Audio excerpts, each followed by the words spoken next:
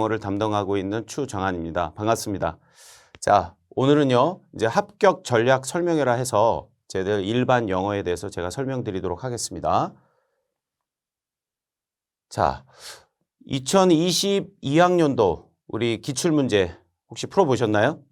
사실 이제 일반 영어를 논할 때는 사실은 영어의 가장 기본적인 패턴이 많이 들어가고, 그리고 선생님들께서 일반 영어는 어떤 기본의 틀이다 또는 숲이다 이렇게 말씀을 많이 하시거든요.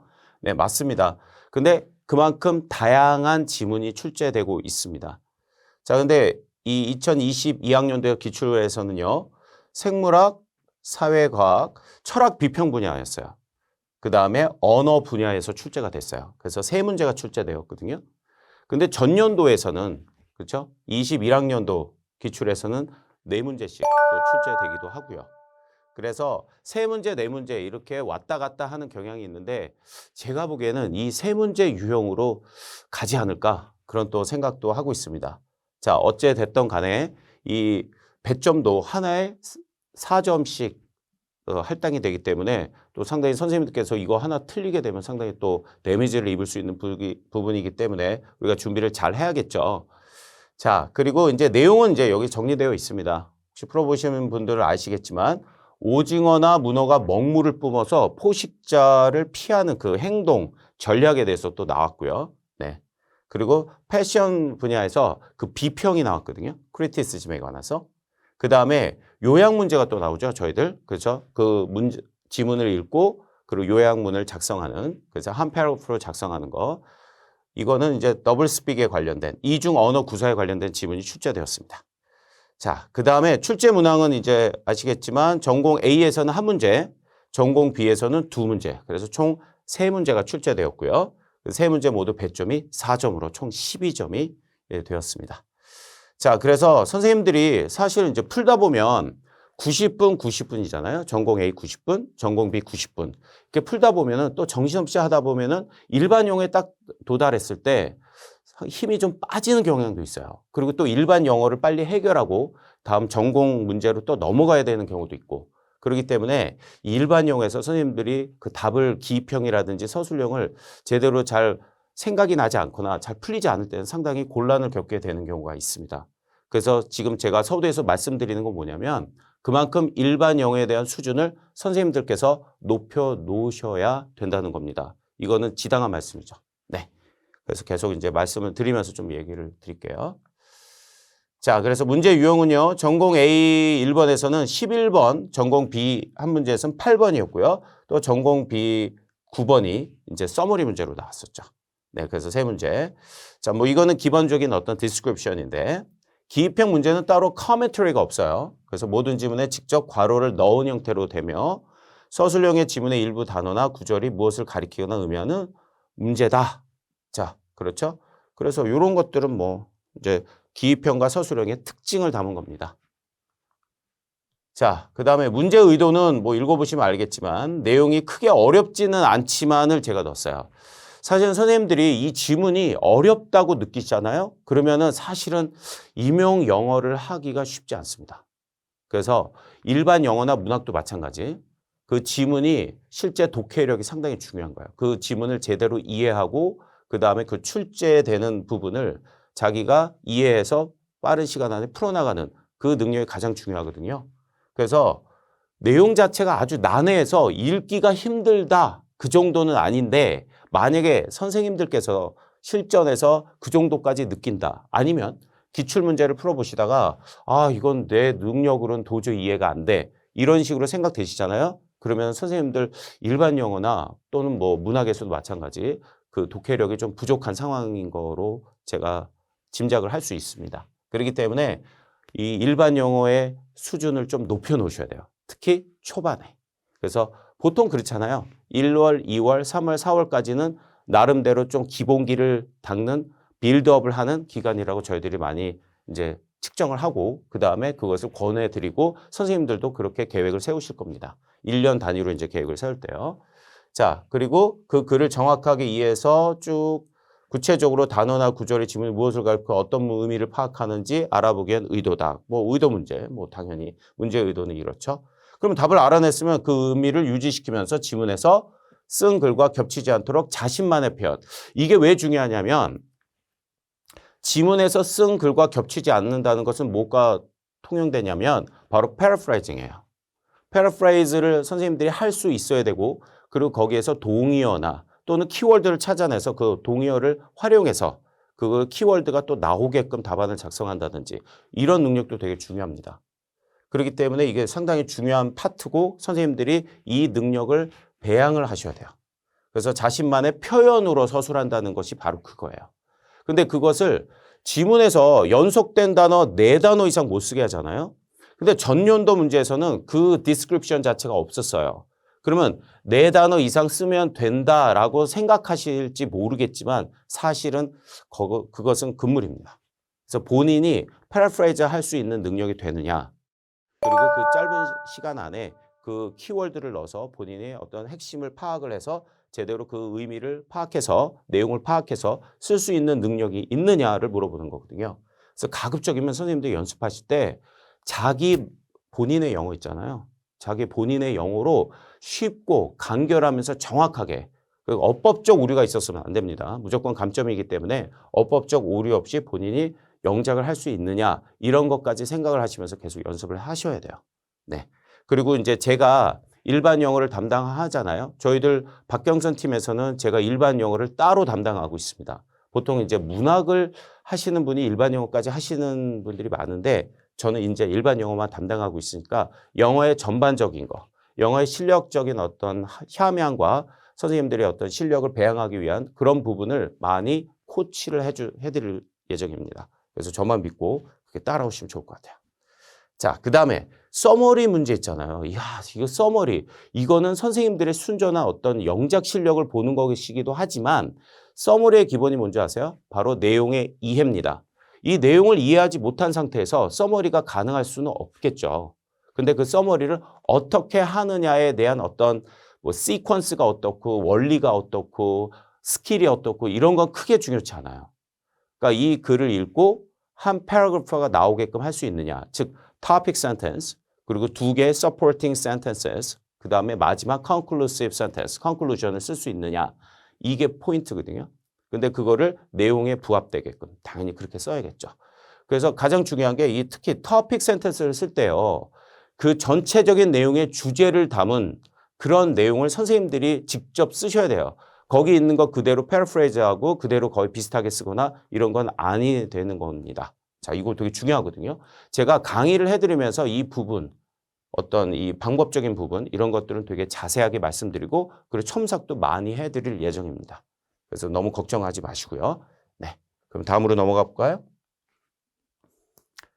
자, 제가 뭐 예상 분석인데 뭐 더 디테일해야 되지만 제가 말로도 좀 더 첨언을 좀 해드리겠습니다. 자, 기존대로 출제 패턴이 유지될 것으로 보이고요. 제가 전년도에서는 이제 4문제 나왔기 때문에 일반 용어가 좀 더 약간 중요하게 다루어졌구나. 포션 자체가 늘었구나 하잖아요. 그렇기 때문에 일반 영어가 어떤 합격의 여부에 관건이 좀 많이 되었다라고 본인 생각을 많이 하는데 사실 그 일반 영어를 한 문제 더 내고 덜 내고 뭐 5문제 안 나오겠죠? 그런 게 크게 중요하다기보다는 기존대로 3, 4문제 속에서 기입형과 서술형을 물어보면서 선생님들의 전반적인 영어 실력을 평가를 하려고 하는 의도입니다. 그렇기 때문에 저희들은 한 3문제 정도로 앞으로 그렇게 또 유지되지 않을까라는 또 생각도 해요. 근데 어떻게 될지 모르겠지만 3, 4문제에서 이제 준비를 좀 해주신 게 좋을 것 같고요. 네. 그 다음에 이 어떤 지문을 그러면 일반 영어를 공부를 해야 되느냐. 사실은요, 명확한 100% 답은 사실 없어요. 그게 무슨 말씀이냐면 제가 영어 실력을 키우기 위해서, 영어 실력을 높이기 위해서 공부를 해왔던 것들을 많이 또 이제 공유를 많이 했습니다. 사실 제가 이제 뭐, 저 선생님들도 많이 공부해 보셨겠지만 저는 뭐 이명을 위해서만 공부한 것도 아니고 뭐 제 경력은 나중에 또 말씀을 또 드리겠지만 일반적인 영어를 가르치고 제가 배우고 실력을 늘려서 일반적인 영어를 가르치는 그런 강의를 정말 많이 했었거든요. 물론 테스트 프랩, 뭐 토플이라든지 토익, GTOEFL 뭐 이런 강의도 많이 했었지만요. 그러면 전체적으로 볼 때 가장 일반 영어에서 가장 좋은 공부는 뭐냐면 다양한 지문을 두루두루 접하는 게 되게 중요해요. 이거 상당히 중요한 얘기예요. 정말. 그러니까 선생님들도 공부해 보셔서 알겠잖아요. 예를 들어서 뭐 영자 신문만 보고 공부할 수 없고 저희들이 왜냐하면 그 텍스트 자체의 성격 자체가 시사적인 거를 배제하고 일반적인 텍스트를 많이 내려고 합니다. 근데 그 일반적인 텍스트의 내용이 또 다양하게 나오죠. 그러니까 저희들이 예전에 뭐 수능 강의도 해보고 수능도 공부해 봤겠지만 그런 유형의 다양한 지문들이 또 나온다는 거죠. 그런데 출제에 보면은 사이언스도 나오고 그다음에 미술적인 부분도 나오고 예술적인 부분도 나오고 그다음에 저희들이 뭐 심리학이라든지 철학이라든지 그렇죠? 그리고 교육학이라든지 또는 시사적인 거를 약간 좀 그 시사적인 매거진에서 또 나오는 것도 있어요. 근데 이제 시사적인 걸 좀 배제하면서 지양하면서 나오는 부분이 있고요. 그래서 그 소스에 관한 경우는 또 제가 말씀을 많이 드릴 텐데 이 소스가 상당히 다양해요. 실제 원전을 보면은 논문에서 나오는 경우도 있고 뭐 당연히 저널에서 가장 많이 나오죠. 그 다음에 뉴스위크나 타임지나 또는 뭐 그 영자 신문이라든지 이런 유수의 어떤 영자 신문 그런 데서도 이제 출제가 됩니다. 근데 시사적인 걸 배제한다는 것만 포인트로 알고 계시면 돼요. 근데 그 시사적인 걸 배제한다고 시사를 아예 등한시하지 마시고 오히려 저는 시사적인 거를 많이 접할 수가 있거든요. 저희들이 뭐 인터넷 신문을 통해서 접할 수도 있고 그렇죠? 그러니까 실제적으로 선생님들이 접하는 많은 어떤 텍스트, 영의 텍스트 자체가 시사적인 게 또 많이 들어가기도 합니다. 그런 것도 칼럼을 많이 읽으면서 선생님들이 실력을, 독해 실력을 배양할 수만 있다면 저는 두루두루 이제 그런 식으로 독해를 하면서 선생님들의 실력을 배양하는 게 더 좋다고 저는 생각이 들고요. 그래서 공부를 하실 때는 그냥 공부하지 마시고 정독적인 공부, 즉 내용이나 포괄적 중심 내용, 메인 아이디어에 대한 내용을 주로 이제 추론하고 본인이 메인 아이디어를 잡아보세요. 작가의 주장이 뭔지 생각해보고 생각만 하면 안 돼요. 그것을 표현해보세요. 이거 되게 중요한 얘기예요. 표현해보세요. 반드시. 그래서 본인이 끌적끌적 스크립을 하든 스크립을보다 아무래도 제대로 프린트를 하는 게 좋겠죠. 그러니까 정자로 또박또박 쓰시면서 자기가 한번 이렇게 써놓고 이 주제가 잘 맞는지 안 맞는지 모르겠다. 자신 없다. 그러면 뭐 스터디를 통해서 한다든지 아니면 제가 있으니까 저한테 뭐 이메일로 보내서 교수님 이거는 어떤가요? 제가 이런 글을 읽었는데 주제문을 이렇게 작성해 봤는데 어떤가요? 라고 해서 첨삭을 의뢰하셔도 괜찮습니다. 네. 그래서 이 첨삭적인 부분이나 이런 것들은 저희들 원어민 첨삭 에디터가 있고요. 교수님도 계시고 하기 때문에 또 선생님들한테 그런 첨삭도 서비스로 제공해 드릴 예정입니다. 그래서 영어 글쓰기 능력을 이렇게 평가하는 문제이기 때문에 그런 것들을 연습을 꾸준히 하셔야 돼요. 이거 되게 중요한 겁니다. 물론 전략적인 접근도 있어요. 그래서 1, 2, 3, 4월 정도까지는 선생님들의 일반 영어를 점검하시고 본인의 수준도 아셔야 되고 당연히 그리고 다양한 글을 접하면서 본인이 안 되고 잘 이해가 안 되는 부분이 또 많을 거예요. 그리고 글쓰기가 안 된다든지 아니면 어휘가 잘 안 된다든지 이런 것이 있을 겁니다. 그것을 철저하게 보완하는 그런 연습과 공부를 하셔야 되는 겁니다. 자, 이거 중요한 얘기죠. 네. 자, 학습 전략. 제가 이제 사실은 먼저 얘기를 하면서 했는데요. 이런 겁니다. 그래서 다양하게 이제 읽으면서 그렇죠. 어떤 지문이 나와도 이해할 수 있는 배경 지식과 독해 실력을 쌓는 것이 중요하죠. 물론 배경 지식 중요할 수 있어요. 자기가 아는 만큼 쉽거든요. 당연한 얘기죠. 자, 이를 위해서는 다양한 지문, 주어진 지문을 가급적 빠르고 정확하게 읽으면서 출제자가 의도하는 답을 파악하는 연습이 필요하다. 당연한 말씀. 또한 질문에서 요구하는 내용을 정확하면서 간결하게 표현하는 것. 이게 중요해요. 언제 장황하게 사실은 이제 답안지 보면 한 네 줄 정도 있잖아요. 그 네 줄을 빡빡하게 채워갖고 오히려 더 넘어가려고 하고 이러다 보면 시간이 또 많이 지체될 수도 있어요. 그렇기 때문에 이거는 나중에 실전적인 포인트로 선생님들이 연습을 하시겠지만 이제 하실 때는 너무 장황하게 쓴다기보다 간결하고 포인트 있게 또 간결하고 핵심적으로 그래서 명확하게 쓰는 연습이 되게 중요합니다. 물론 오류가 없어야겠죠. 근데 제가 경험상 말씀드리면 선생님들께서 이제 첨삭을 많이 의뢰하시거든요. 그래서 첨삭을 제가 받아보면 선생님들이 좀 잘 쓰려고 너무 노력한 어떤 흔적도 많이 보이고 그리고 기본적인 그 실수나 에러가 되게 많아요. grammatical error 그건 당연하고 grammatical error들 본인이 잘 인식하지 못하는 것도 많이 나오고요. 그리고 그 글이 되게 어색한 부분이 상당히 많습니다. 그렇기 때문에 선생님들 정말로 많이 연습을 하셔야 되고요. 이것이 본인의 실력으로 녹아나야 돼요. 그렇지 않으면 실질적으로 일반 영어에서는 정말 제대로 된 답안이 나오기 쉽지 않을 수도 있습니다. 물론 이제 다른 어떤 전공 분야에서 서술형도 또 나오잖아요. 문학도 그렇고 커멘터리. 자, 그런 것도 연계되기 때문에 평소에 이제 미리 이제 공부를 하실 거면 앞으로 또 장기적으로 내년, 내후년까지 또 보신 분들은 장기적인 플랜 속에서도 본인의 영어를 정말 점검하시면서 향상시키려고 꾸준히 노력을 하셔야 된다는 거 당부드리고 싶습니다. 네. 자, 그리고 이것도 말씀해 드리고 싶어요. 특히 기입형에서 collocation, 그것을 활용한 것이 단서가 될 수 있습니다. 제가 이제 기출 문제 풀이를 좀 더 독특하게 좀 말씀을 드릴 거예요. 요번에, 올해. 네.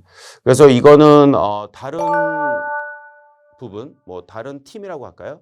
다른 팀에서는 해석 자체가 또는 이제 그 분석 자체가 좀 다를 수도 있겠지만 저는 이제 분석을 또 제 나름대로 한 게 있거든요.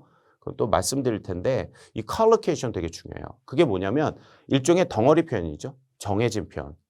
또 정해진 수거도 될 수 있고 정해진 어떤 전치사까지 그리고 어떤 그 동사도 정해지게 또 쓰는 부분이 있어요. 이 명사에 맞는 동사, 이 동사에 맞는 전치사 그런 거 있죠. 네, 이런 게 collocation이에요. 그래서 뭐 이거를 뭐 연어라고도 하는데 네, 그건 중요한 건 아니고 네, collocation을 활용한 것이 단서가 될 수 있기 때문에 그런 것도 제가 좀 강조를 많이 했었습니다. 네. 앞으로 강조 더 드릴 것 같고요. 자, 그러면 저희들 박경선 팀에서는요. 일용 수업을 1, 2월 기본 수업부터 해서 다양한 분야의 글을 읽고 전반적으로 메인 아이디어 파악과 세부적인 부분의 의미를 찾아내는 연습을 할 예정입니다. 그리고 또한 글쓰기 훈련을 강화하기 위해서 패러프레이즈와 서머리 능력을 향상시키는 게 되게 중요하거든요. 그래서 제가 숙제를 내요. 과제를 드리는데 저희들 이제 저희들 이제 교재 텍스트를 이제 선생님들이 풀어보시고 이제 답을 맞추시면서 뭐 제 강의도 들으시겠지만 중요한 거는 그 텍스트에 대한 것들을 본인께서 패러프레이즈 한다든지 서머리 하는 부분이 있어요. 그런 부분을 하시고 그냥 넘어가지 마시고 저희한테 이제 과제로 제출을 해주시면 제가 첨삭을 해서 그 다음 주까지 이렇게 보내드리고 이런 것들을 상당히 많이 했었습니다. 그래서 선생님들도 도움을 많이 드릴 예정이고요. 네, 이런 거 좀 잘 활용하시면 좋을 것 같아요. 누구한테 보여주는 거 창피한 거 아니거든요. 그리고 저희들은 선생님들을 가르치기 위해서 온 거지 뭐 어떤 크리티시즘을 주기 위해서 크리틱을 주기 위해서만 있는 것도 아니고 그래서 선생님들의 실질적인 수준을 제대로 파악하는 게 중요합니다. 누구에 의해서? 바로 선생님들을 평가하고 도와줄 수 있는 분들에 의해서 facilitator or evaluator all together. 네, 그거 되게 중요해요. 자, 그러면은 이제 3월부터는 또 이것 좀 광고 말씀인데요. 3월부터는 독해력 향상을 특히 하기 위해서 특강으로 제가 이제 기획을 하고 있습니다. 그래서 많이 이제 호응이 있었으면 좋겠는데요. 이게 뭐냐면 기출 문제를 좀 더 포괄적으로 넓혀서 이제 리딩을 하는 거예요. 기출 문제를 기본으로 하여 그 기출 문제에 나왔던 원전을 살펴보고 이 원전을 보면 어떻게 이 원전을 쪼개고 원전을 어떻게 패러프레이즈해서 축소해서 문제로 출제했는지까지 저희들이 좀 살펴볼 수도 있고 그 다음에 그것에 관련된 비슷한 지문을 저희들이 찾아서 여기 나오죠. 이 기출 사촌이라고 또 써놨는데 네, cousin reading 특강명을 그렇게 한번 해서 이제 비슷한 지문을 많이 다뤄보는 게 어떤가 그렇게 해서 3월에 독해 특강으로 이제 저희들이 한번 오픈을 할 예정입니다. 그래서 정확하고 자연스러운 영어 사용을 원활하게 하는 것이 좀 핵심이잖아요. 이것이 제가 아까도 얘기했지만 저 한번 읽어보시면 네. 그래서 서머리를 보내면 담당 교수나 원어민 교수 첨삭도 제공해 드리고 정확하고 자연스러운 영어 사용을 제가 많이 강조를 합니다. 그러니까 선생님들의 답안이 실제 액티브하게 나오셔야 돼요. 본인이 내재된 실력으로 해서 그 시간 안에 빨리 나와야 되는데 그거를 자꾸 어떻게 쓸까 저렇게 쓸까 자꾸 고민하고 쓰다가 다시 지우고 뭐 이렇게 하다 보면 시간이 너무 지체되거든요. 그래서 선생님들이 accuracy, fluency를 생각하시면서 정확성과 유창성을 생각하면서 영어 실력을 계속 함양을 하셔야겠죠. 연습과 학습 많이 하셔야 됩니다. 그리고 이 특강은 선생님들의 독해 실력을 더 늘리고 하기 위해서 좀 더 저희들이 양으로 더 선생님들한테 더 부여를 할 예정이고요. 그럼으로써 이 양이 어느 정도 되고 학습량이 쌓일 때 선생님들 그런 얘기 들어보셨나요? critical mass, critical mass. 화학에서 나오나요? 물리에서 나오나? 화학에서? 화학에서 나올 것 같은데 임계 질량이라고 하는 게 있어요. 그러니까 어느 정도의 영어에서 그 학습량이 절대적으로 쌓여야지만 실력으로 발현이 된다는 거죠. 그래서 더 이상 질량으로 쌓이지 않아요. 녹지 않고 막 이렇잖아요. 그러면 더 이상 들어갈 수 없을 정도가 됐을 때 선생님의 실력이 더 한 단계 jump up 이렇게 된다는 겁니다. 그래서 그런 것도 생각을 하셔야 돼요. 즉 절대적인 학습량도 어느 정도 많이 필요합니다. 그래서 선생님들이 만약에 쉽게 일반 영어가 제대로 해결이 되지 않았다면 학습량을 제고해 볼 필요도 있다는 거 또 말씀드리고 싶습니다. 사실은 영어가 그렇잖아요. 양에서 질이 나온다는 게 거의 정설이에요. 맞죠? 네. 그래서 저도 이제 거기에 착안해서 저희들 이제 원어민 어떤 에리더가 많이 도움을 줄 텐데 그렇게 해서 많은 지문을 저희들이 활용해 볼 그런 특강을 또 생각하고 있습니다. 자, 그러면요. 저희들 제 강의에 일반 영어 연간 강의 계획인데 다른 데도 비슷한 것 같아요. 그래서 1, 2월은 기본 과정. 그래서 기본서에서 추출해서 1주, 2주, 3주, 4주 이렇게 해서 저희들이 텍스트로 나가게 될 것 같고요. 그래서 저희들이 준비가 되면은 또 책으로도 또 발간될 예정이지만 저희들이 갖고 있는 어떤 그 소스를 활용해서 계속 이제 저희들 이 동영상 강의, 온라인 강의로 많이 찾아뵐 텐데 그 강의 속에서 이제 텍스트를 올리고 선생님들께서 다운로드 받아서 다운받아서 그것들을 학습을 하는 그런 스타일로 가게 될 예정입니다. 그래서 선생님들 프린트아웃 할 수 있게끔 그렇게 준비를 많이 할 거고요. 네. 그 다음에 3, 4월은 이제 심화 과정 해서 이것이 계속 연결된다 보시면 돼요. 1, 2월이 3, 4월까지. 자, 그 다음에 5, 6월은 보통 저희들이 기출문제를 갖고 또 분석을 하죠.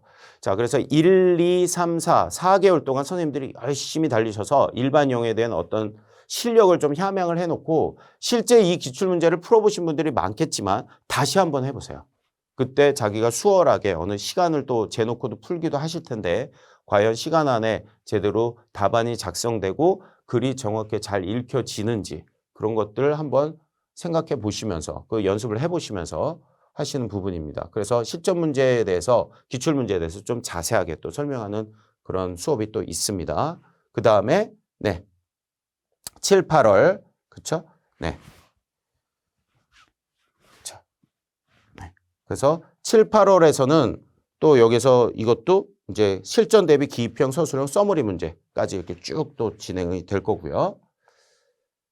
자, 그 다음에 9월, 10월 딱 들어가면 이제 실전이잖아요. 그래서 실전 모의고사를 정말 많이 풀면서 이렇게 진행을 할 텐데 사실은 저희들 8주 계획을 하고 있어요. 그래서 이 한 주마다 이제 실전적인 문제를 더 모든 교수님들이 다 취합해서 저희들 팀에서 실전 모의고사 나오는데 이 실전 모의고사의 퀄리티가 상당히 좋다고 정평이 나 있습니다. 제가 자화자찬하는 것 같지만 실제로 그렇고 일반 영어는 제가 수준을 좀 많이 높였던 것 같아요. 그래서 좀 초기에는 좀 되게 어려운 문제, 긴 문제 많이 냈었는데 이제 그 이후에는 뭐 한 5주차 정도부터는 제가 실전적으로 좀 다듬어서 했는데 저는 이제 좀 선생님들한테 좀 빡세게 그리고 실전적으로 좀 어려운 문제를 많이 다루게끔 유도를 많이 했는데 그게 좀 어려웠다는 또 중론이 있어서 저희들 실전적으로 좀 더 잘 맞춰서 그렇게 진행을 더 해드릴 거니까 걱정 마시고요. 네, 그렇게 해서 쭉 진행을 해서 11월에 뭐 찍기 강의까지 또 이어집니다. 사실은 나중에